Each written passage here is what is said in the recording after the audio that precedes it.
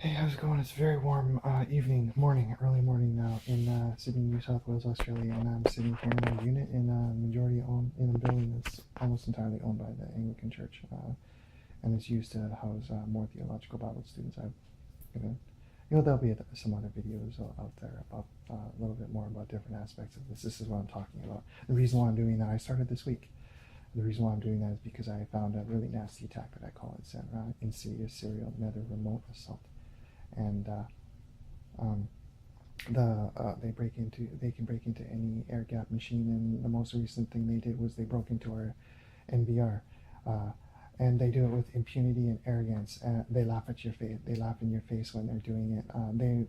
They purposely set their friends up to walk back and forth and create footage, and then they deleted the footage. There were several people here that were in on it. There's a guy that's not an Anglican. He's a troublemaker who supposed to own a website.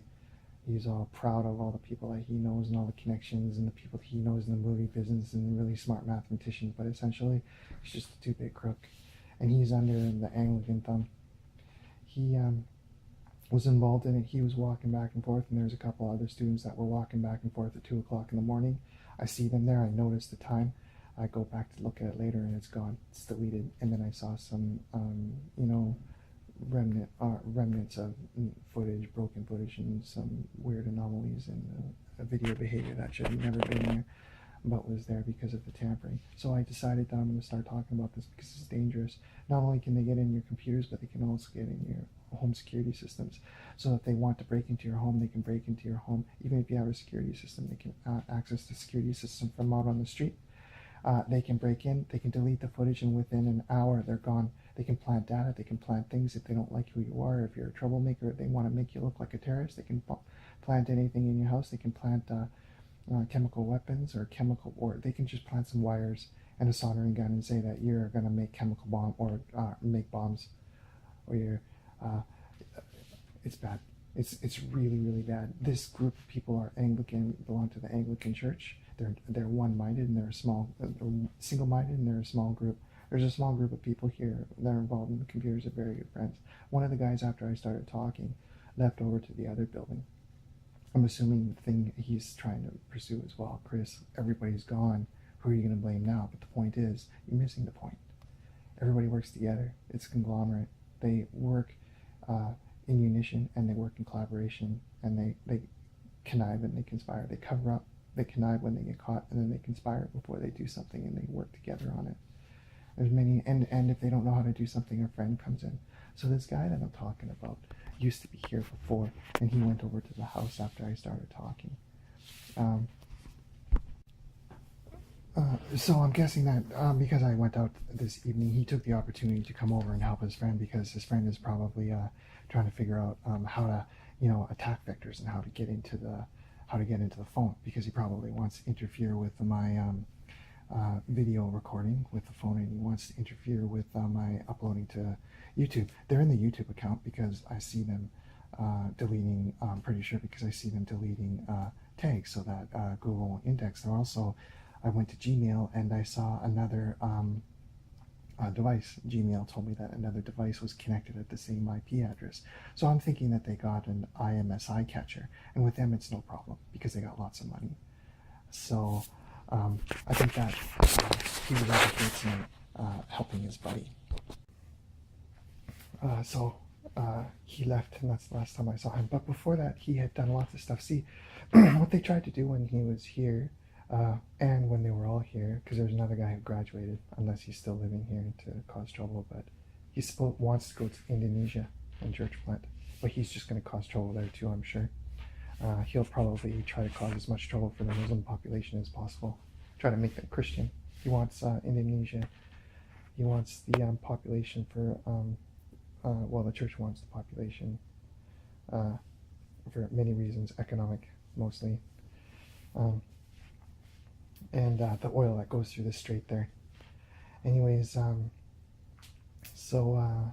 he caused a lot of trouble. He's a really obnoxious putz. He's very manipulative, and he loves social engineering. He loves tricking people into doing things what he wants. He loves manipulating people, 700 people on his Facebook, prides himself on being a social engineer, that type of thing.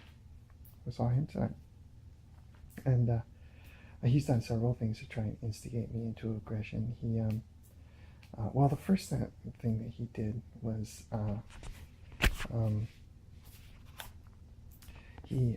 I was talking to some other people, and he just joined the conversation. I didn't like him since minute one. He just joined the conversation and just stood there for no other reason except that he wanted to hear what I was saying. He wanted to data mine.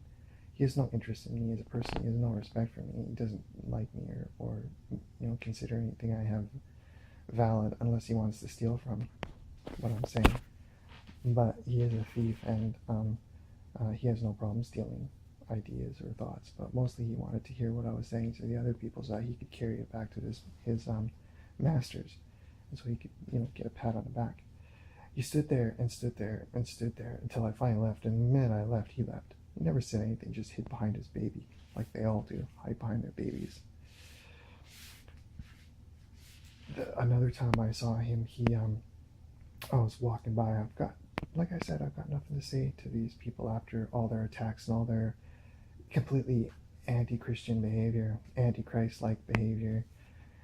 He was coming through the gate, and he saw me, and he's standing there, and he yells out, like, hello, hello, like he's standing there. This is a full-grown man. He's got 2 kids now and a wife, and he stands there and he yells out, hello. Well, because he wants to instigate me, and I have nothing to do with them. And I believe they broke into our house and broke evidence, and nobody will do anything about it, and the computers too. So what do I have to say to them? I got nothing to say to them. Anyways, he still tries to instigate. Another time after that, he walked by and stood at the same gate, and he wouldn't move. He wanted me to go forward, and I wouldn't move. He stood there and kind of smirked at me, grinned, and they always got this grin all the time. That's the grin, the Anglican grin. So he's given me this Anglican grin, and I just looked at him and I said, mate, we can stand here all day. So finally he walked by and he shook his head as if he's like some superior being or something like that. The time after that, he was in his truck, and he's in his truck with his kids and his wife, and he does this.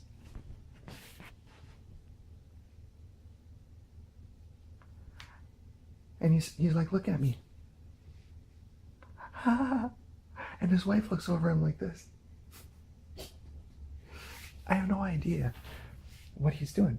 I'm supposed to be this dangerous person. I'm supposed to be this unstable person. They're spreading these rumors around all over the place, and yet he's sitting there in his truck doing this to me. If he really did that, if I was really that dangerous, do you think that it would be smart to do that to somebody that's really unstable? If I was really that dangerous, he's putting his children in danger. He's putting his wife in danger. Now, see, with these people, the only thing they want to do is instigate.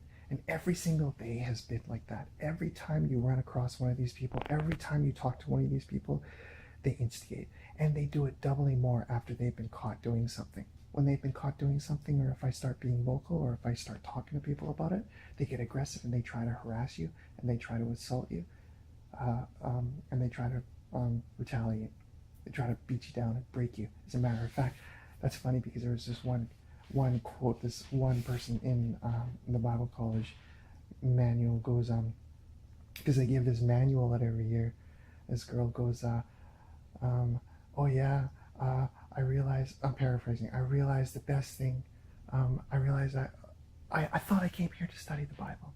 I thought I came here to study the Bible and the Word, but I realized that the real reason I'm here is to be broken, but in all the good ways. I'm like, what? Broken? I don't know what kind of God they're serving or what kind of person they think Jesus was, but it certainly wasn't to break people.